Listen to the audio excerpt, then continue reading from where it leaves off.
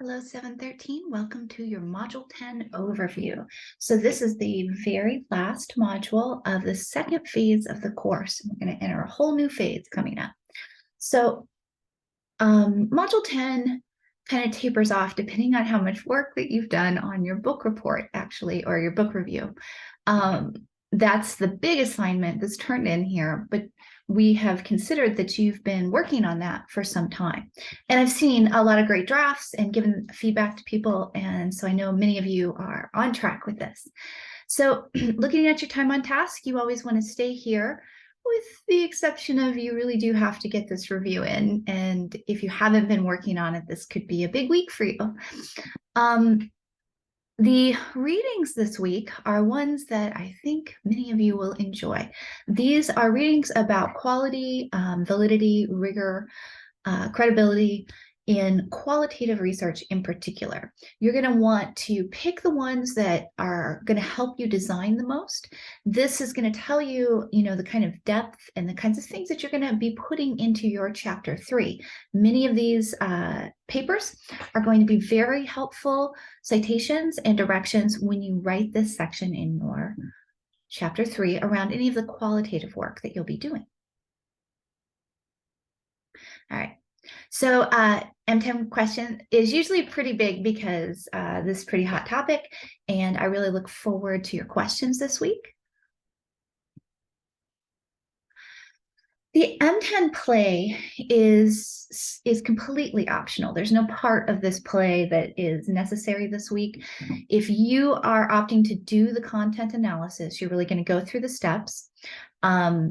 Remember, there are the 8 steps. There's the content analysis paper that you read earlier. You might want to pull that out and keep that up as you go through each of these steps and give them a try. I also have an example down here. As it says, it's not the only way to do this, but it's sometimes helpful to see how somebody has done it before.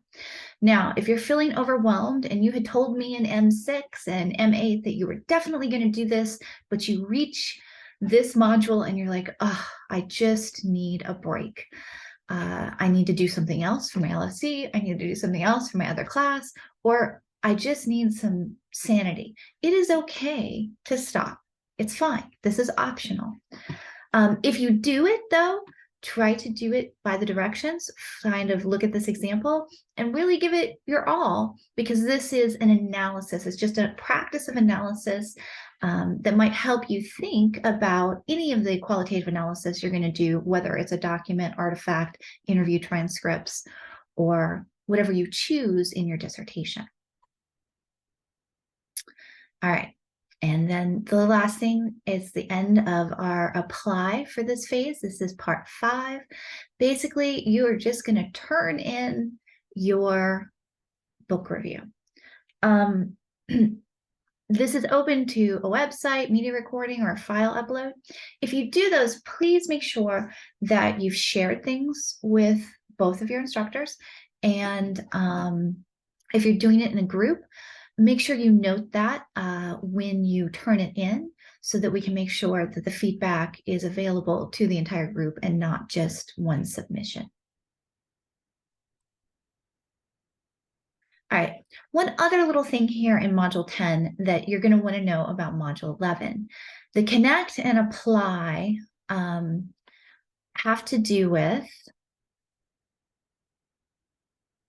meeting with me during the week of Module 11. So if you would like to schedule that meeting while you're in Module 10, you can go to the Module 11 Connect. I'll also put this in the announcement, but you schedule a time, you're scheduling it for March 27th to 31st, and this has to do with planning for the rest of our semester together of what you want to turn in.